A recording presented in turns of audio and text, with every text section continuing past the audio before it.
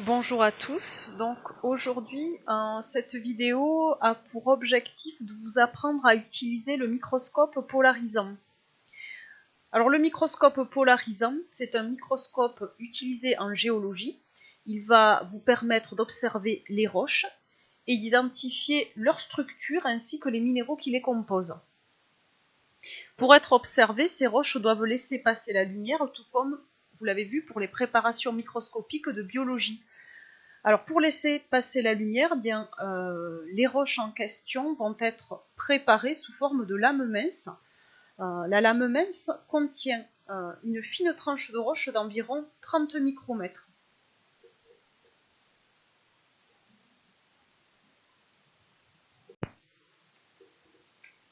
Alors, comment est fait un microscope polarisant? En fait, ce qu'il faut savoir, c'est qu'il comporte les mêmes éléments qu'un microscope de biologie. On va retrouver l'oculaire, les objectifs, la platine qui va accueillir la lame mince et une source de lumière notamment. Mais ce qui est important, c'est qu'il a aussi des particularités supplémentaires par rapport au microscope de biologie. Alors il a deux polariseurs, d'où son nom. Un polariseur qui est au-dessus de la lame. Ce polariseur est appelé analyseur. C'est un polariseur escamotable, c'est-à-dire qu'on peut l'enlever grâce à une tirette. Il a aussi un polariseur situé au-dessous de la lame, au-dessous de la platine, qu'on va appeler tout simplement le polariseur.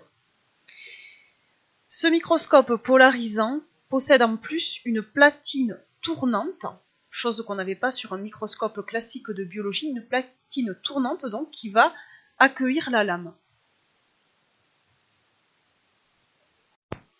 Nous allons donc voir ici à quoi servent les polariseurs. Donc vous avez ici deux verres polarisants tout à fait identiques à ceux que vous pouvez trouver dans le microscope.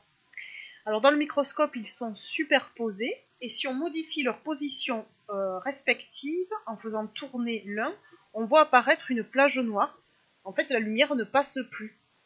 Si on enlève le polariseur, eh bien la lumière passe à nouveau.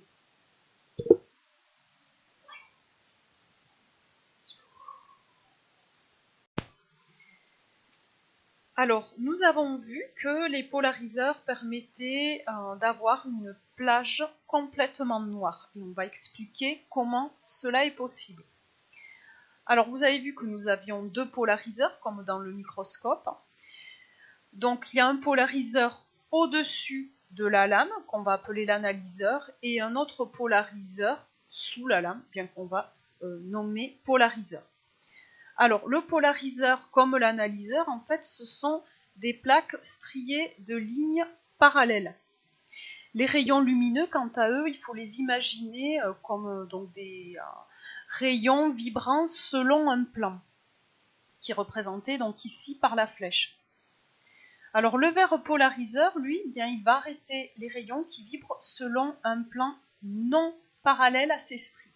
Par contre, si le plan de vibration du rayon est parallèle aux stries, eh bien il traversera sans problème le verre polariseur. Lorsque l'analyseur situé au-dessus est dans la même configuration que le polariseur, qui est juste situé au-dessous, le rayon qui a traversé le polariseur, eh bien il va traverser aussi l'analyseur. Et c'est ainsi que la lumière donc, est polarisée, mais surtout qu'elle parvient jusqu'à notre œil, et que là on a tout à l'heure observé une plage claire, on a vu au travers des deux verres. Alors que s'est-il passé tout à l'heure quand nous avons vu une plage sombre? En fait, j'ai fait tourner un polariseur qui s'est retrouvé avec des stries perpendiculaires à celles de l'analyseur. On dit que les polariseurs sont croisés. Et en fait, comme précédemment, seuls les rayons qui vibrent selon un plan parallèle aux stries du polariseur ont pu le franchir. Mais par contre, ces rayons n'ont pas pu traverser l'analyseur. Et donc, aucune lumière n'est parvenue à notre œil, c'est pour ça qu'on a vu une plage noire.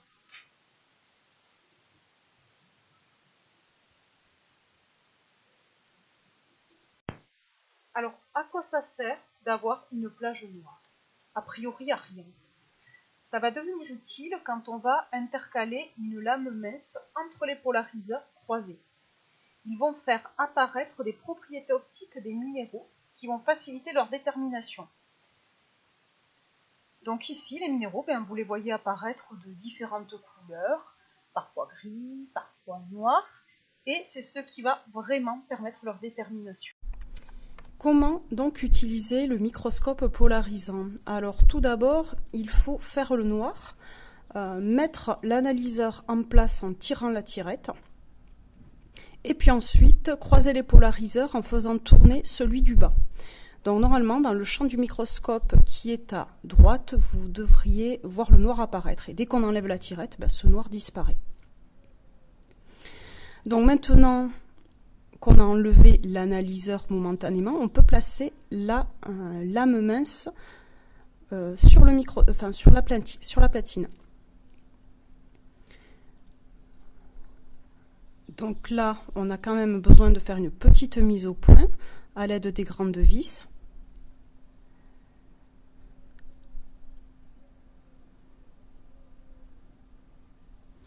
On peut faire tourner cette platine, mais là, pour l'instant, ça n'a aucune utilité. Ça en aura une tout à l'heure.